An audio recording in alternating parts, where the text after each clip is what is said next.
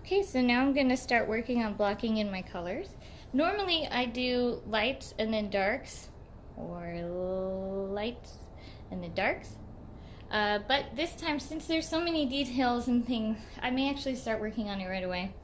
I may block it in a little bit, but I'm going to keep working on it in the bell pepper video, which you may or may not have watched, but I highly recommend watching before doing this one. I blocked in the bell pepper and I let it dry, and then I came back. For this one, I'm hoping to do it all in one sitting, especially because these roses are on their last leg. They are, again, Mother's Day roses, and even though it's only Thursday, they didn't seem to hold up too well. So, just saying, Books, I'm just saying. I'm going to go ahead and try to get as much information in there as possible. So, I'm going to go ahead and start mixing my lights. A lot of times, I try to start with the background first. This kind of old paint. I may add some not old paint. So for this, I may start with the background first. Divide it into the two.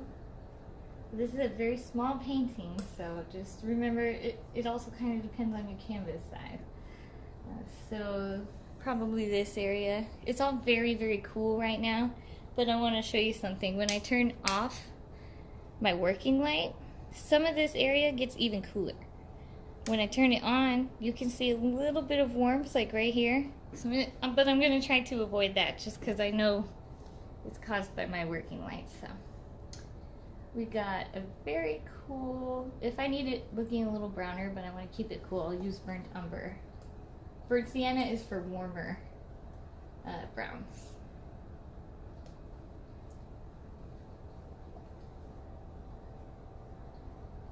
And a little bit of ultramarine. Remember how I said when we add white? I said this in the bell pepper video. I'm saying it again. When you add white to any of your mixtures, you always should add some of the tone of the actual light. So in this case, my light is very cool because that's how I roll. I'm so cool. And so I'll always add an ultramarine blue. Even if it's like just adding a little white here, you want to add a tiny bit of blue.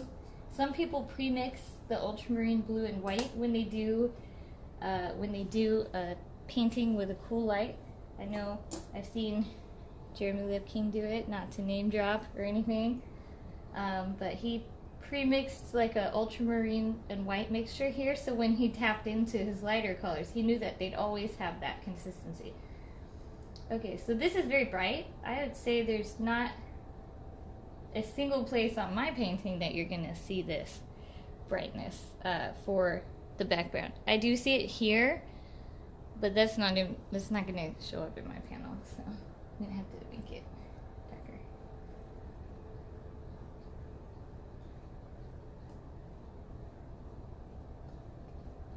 Even this side of this, you can see this kind of cut off, but you can see kind of in the shadow. So all of it's gonna be a little darker. A little bit. No matter what. And the shadow will be even darker. I'm gonna mix a little pile for my shadow too. Umber. Kind of an old burnt umber. So that's where that's coming from. And a lot of that wood is reflecting onto is ambient light onto the fabric. So that wood color is going to kind of show up in there. A little bit of blue. This is my shadow for the cloth. A little more blue. You can see how sparing I am with this blue because it's such a saturated pigment.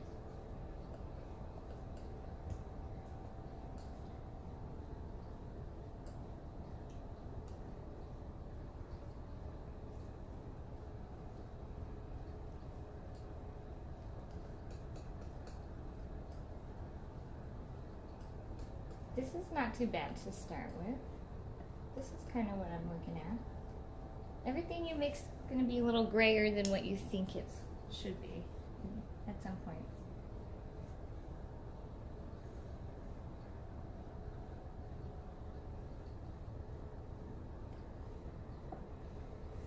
So you're going to see this here. And actually I am going to start mixing in here. Normally I don't do this necessarily, but in this case I'm going to mix it on the palette. Try to get it there as much as possible, right on.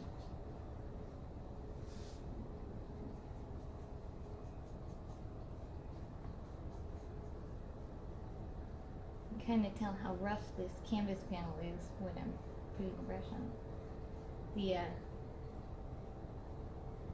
There's other types of panels that would be much more suited to taking this more dry paint, like the ampersand.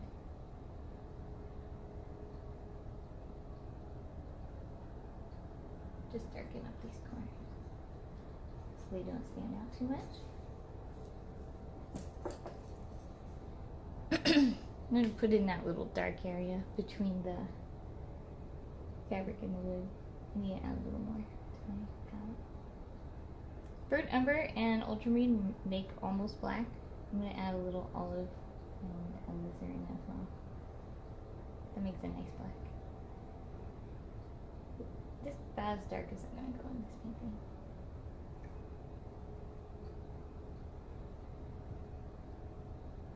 And again, I paint up, and then I'm going to paint over this down to with the wood background.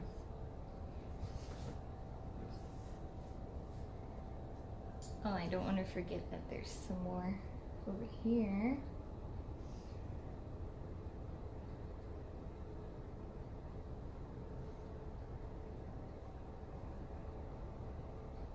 I'm using my brush to help me figure out the angle of the bowl. So I hold it up like this, and then I put it over here. Okay, that's the angle. And then maybe it angles in a little more here. Okay, that's my angle. So you can use your brush to help you figure out what your angles are and kind of move that brush, keep it at that angle, and put it on your canvas. As long as your canvas is more or less straight, it'll work. And then again, I want to tone down that edge, I don't want this to be a focal point. So I'm just grabbing some of that black I just made. Over here. Alrighty. And I am gonna throw a little bit of this in here just so you can see what it's supposed to be. Because I really love the fabric that I selected for. I really want to see it, but there's nowhere on my canvas that you can see it, so I'm gonna fake it.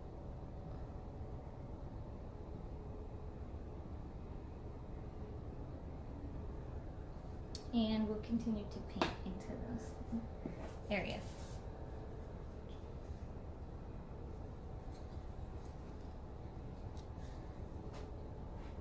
This actually, when I mix this together, when I mix these, also this is what happens when your paint dries out, by the way, I actually really like that as a tone maybe for the wood in the background. It was alizarin and olive green as well as some burnt umber. I'm going to add some more here. So it's a little dry.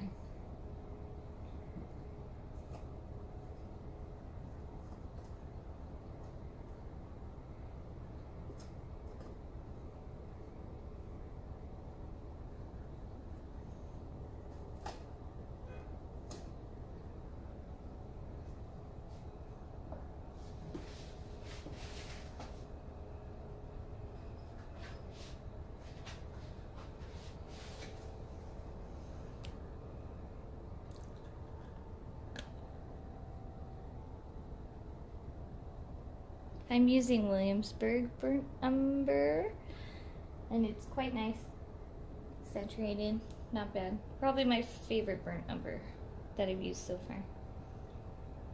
always very consistent also in the texture.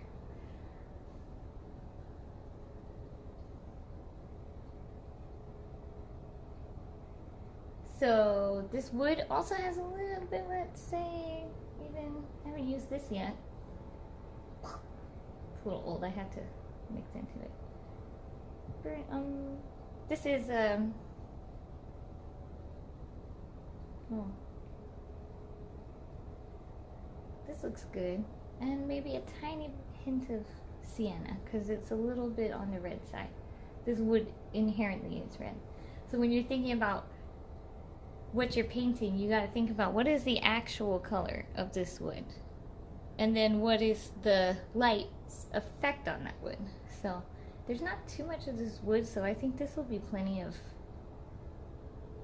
paint to get me by.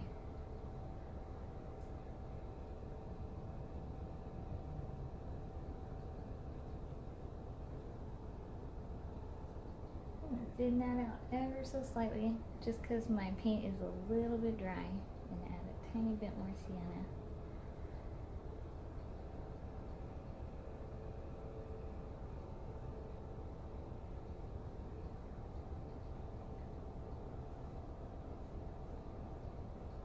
That should be very nice.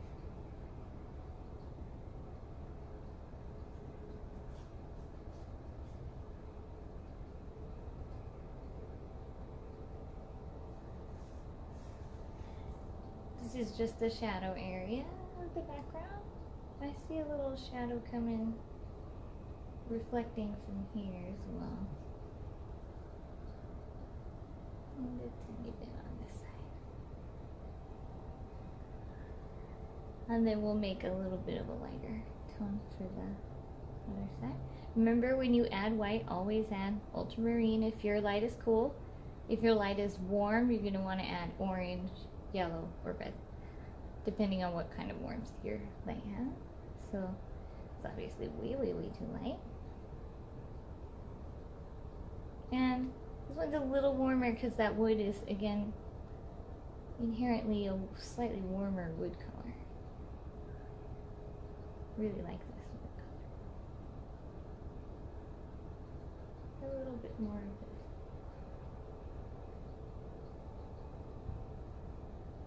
Here. Yellow ochre. This is yellow ochre. And we're gonna push this on here. See how cool that looks? That's the influence of the light makes the wood, even though it looks a little warmer here because I've added some of this really warm sienna. The influence of that light being so cool. I'm gonna thin this out a tiny bit too. Just dip the tip into the Gamsol. You don't want it to drip. Be careful, it will. Yeah, even a warm wood gets kind of cool when that light is on it.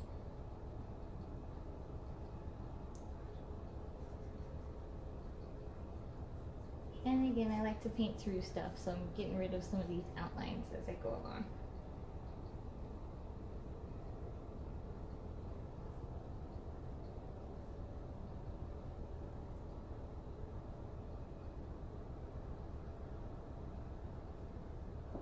This is soft. Even though it's a cast shadow, it's kind of soft because it's so far away from the object casting the shadow. So the general idea is that a shadow cast by an object blocking the light, let's say the shadow cast here by all of this blocking the light here, is going to have a hard edge. And a shadow caused by the form turning should have a soft edge. So you can see some of that here. It'll be much softer. Where you can see literally, bam, bam. There's no transition. It's just, it is what it is. And so you can kind of use that as a rule of thumb. I'm going to go ahead and darken this transition and kind of warm it up a little bit. I really want to get that. That's this side. Something like that. I'll keep painting into it. You know how it is. So since I have this on my brush, I'm going to look at maybe the bowl and what I can do with the bowl is kind of what I already have here. Very similar to the bowl. So I can use that. And the bowl is really cool. Instead of adding some ultramarine though, I'm going to add this ivory black because I really feel this ivory black is very close to what I see on this bowl. Yeah, looks pretty good actually. Turn this down just a bit so you can see a little better.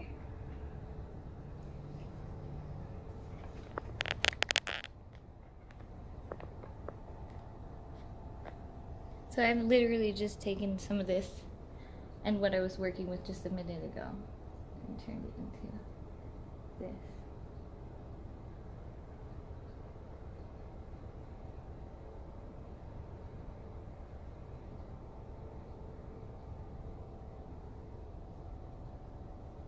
Oh, my leaf fell. That's so sad.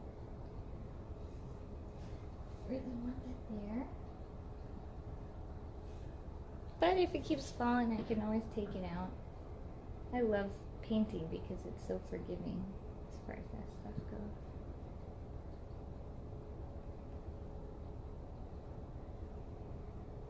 I'm painting through it anyway.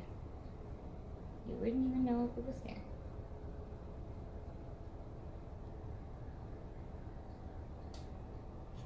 Now when I'm thinning this out, I'm really using just barely the tip of my paintbrush. I'm not going to into that because I just don't want to make it runny or anything. Little black, come to me. A little ivory black for these shadow areas. They're a little warm, they're a little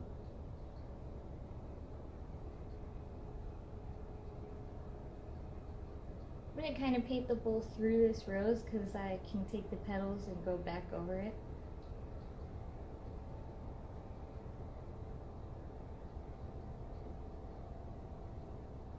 So now, I've got my darkest area here. A little warmer.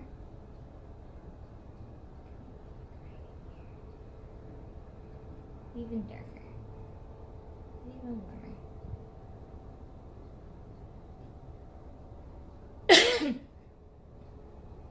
Sorry, I'm recovering from a cold, if you couldn't tell.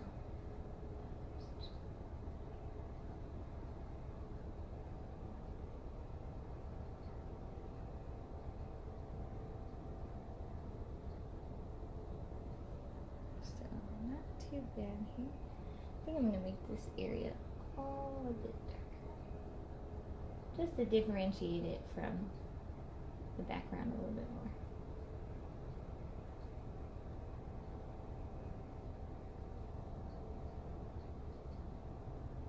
There's a lot of reflected light on here, so I might take some of the background color and kind of reflect it, even take some of this straight up, this background color, and put it right under here. Because it's kind of a shiny bowl, so you kind of see this coming up here.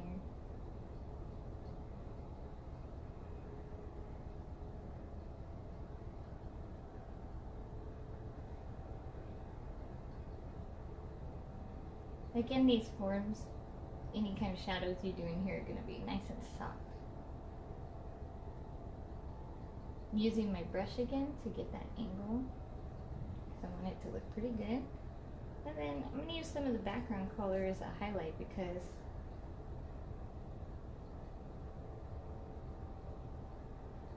everything's getting reflected here on this glossy bowl. So it's okay to dip into your other mixtures and kind of use them to show the form of what you're doing. I will probably go over this several times.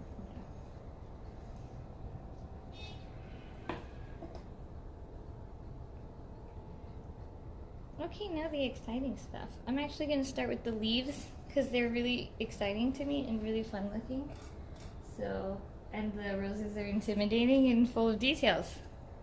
You can start with whatever you want because that is why painting is awesome. If you want to procrastinate on the hard stuff, do it. If you want to get it over with, go for it. So I'm going to try to mix this up here so you can see what I'm doing. Well,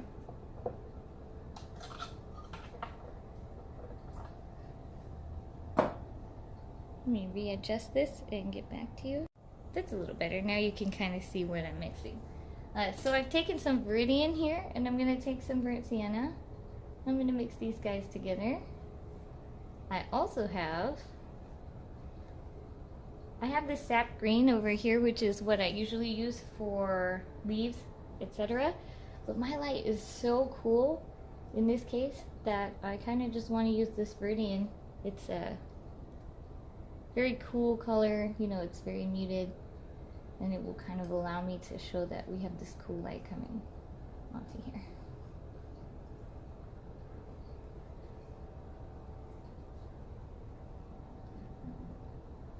If I have extra, I'm just going to take it from my knife with my paintbrush. Might as well, it's already mixed. And I don't want to waste it. I'm cheap. So, let's start back here. Yeah, that's beautiful. I'm going to thin it out ever so slightly.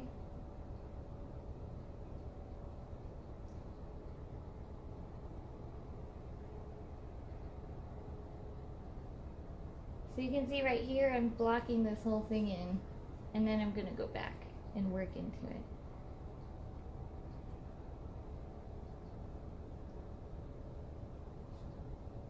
With my paints. But some things, you know, you may decide that you want to just put it in correctly the first time. So one thing I see here a lot in this is that the leaf in the back, which you cannot see because of your angle, but you probably can see it in the photo that I post, it almost goes into the background color. So I'm going to just take a little of that background, the wood, just going to paint it into here. So it just softens it up.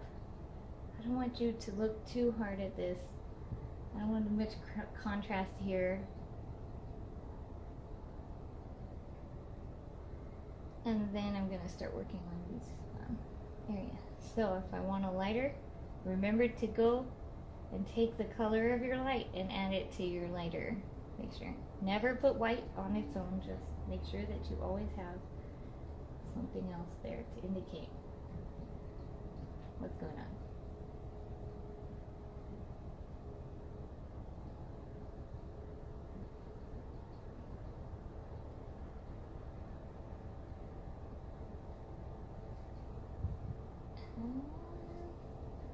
Okay, I've also got a little bit of a leaf coming up here. It's a separate leaf. So, I like the color that I picked for this. Using the Viridian was a good idea. For my shadow, I'm going to use olive green and a little bit of alizarin. Alizarin is a cool, warm color. And again, if you've ever seen the color wheel, red and green are across from each other on the color wheel, which means that they form a nice gray. When mixed together. And because alizarin is a cool red, it won't just like bam in your face. It won't distract you from your actual lighting. Where if you mix some of these others, if you mix like this with not enough this, it's gonna be so warm, it may distract you from. I actually might add a little bit of that. Ultramarine burnt sienna. Those make a nice black too. Add a little more of this alizarin. Trying to get a nice rich color for this shadow back here.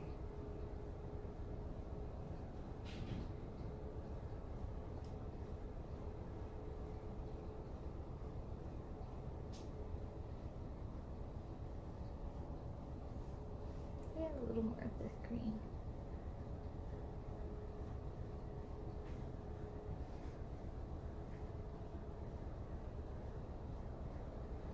Yeah, that's okay.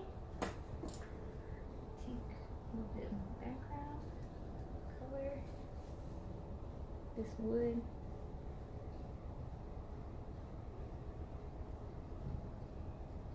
Color. And then kind of more refining the shapes here. But not too much because this is supposed to not be my focal point. So I don't want to emphasize this leaf too much back here. I'm just putting it in there as a courtesy to the leaf. And maybe some of this guy.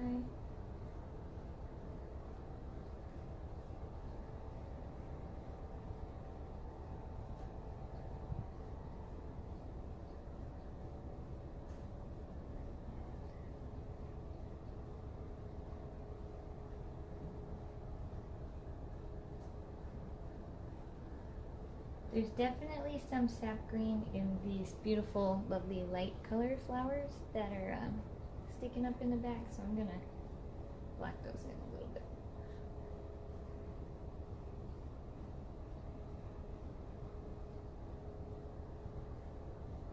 And they have a lot of shadow. Can use almost the same shadow, just add a little sap green. This is our shadow. Get a little green. I want to brighten this up just a slight little bit.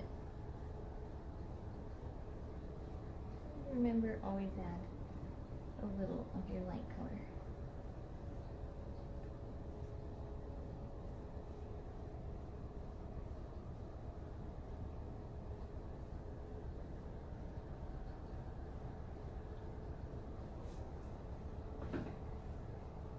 So you can see we're adding it, it's very subtle.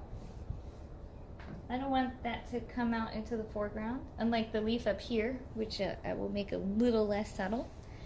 And this leaf also has a little more sap green, and I wonder if it's just because it's so much brighter. So I'm gonna mix a little more significant amount of this. Add a little bit more of the ultramarine because that is influencing the light a lot. Oh yeah. That's lovely.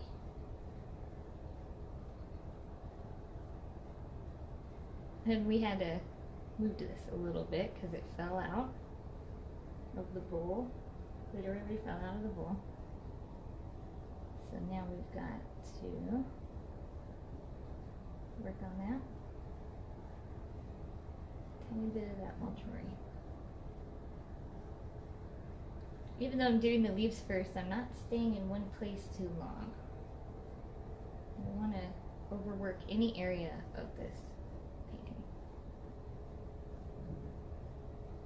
See how much brighter that is? But it's actually the same mixture as the back. It's just a much, much, much brighter version.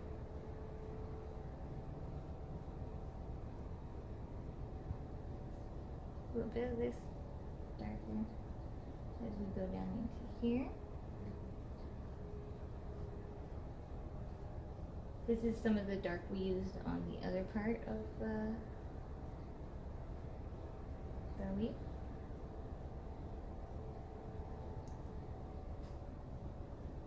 Get some of that cool influence here.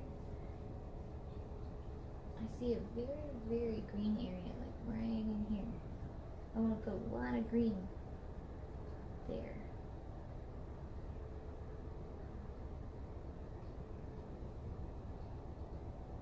And then everything else is much cooler. So there's two ways to make something look cooler. You can either make it cooler or you can make everything else warmer. So in this case, I want this to look super bright. So I'm actually going to cool down everything surrounding it. Add a little ultramarine, a little like this influence. This will make this look automatically cool, brighter, and like richer and warmer than the other pieces.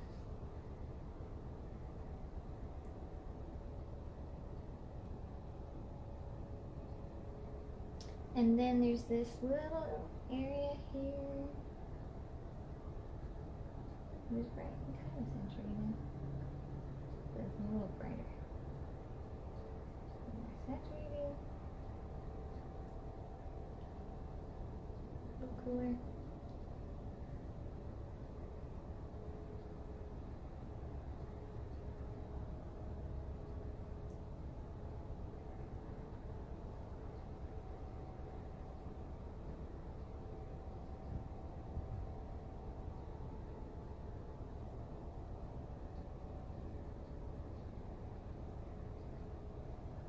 And then since I've got that blocked in, I'm just going to do some funky stuff with the rest of it. Some stuff I see going in and out of this area here.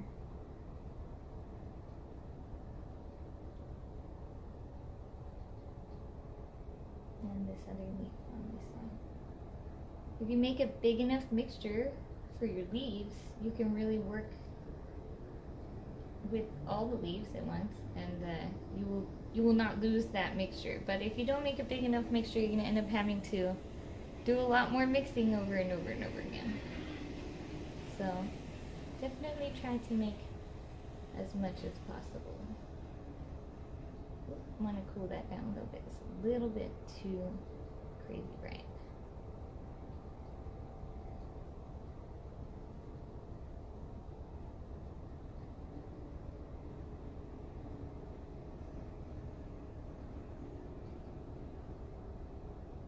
And then also when you go back into things, you won't have to remix them. They will just be there.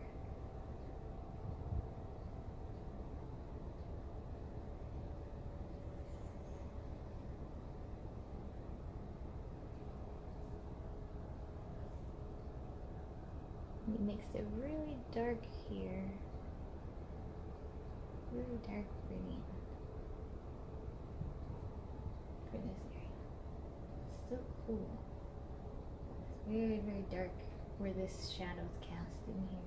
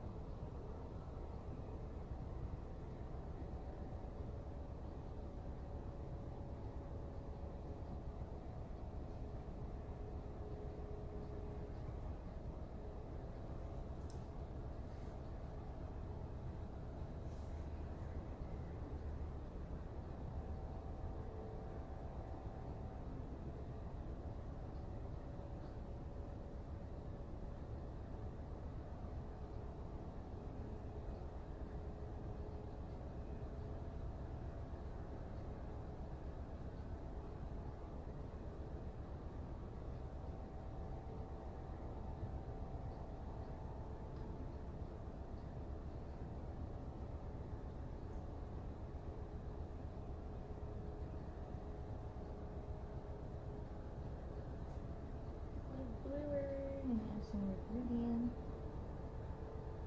here, some bend, and we'll continue working on that in a bit.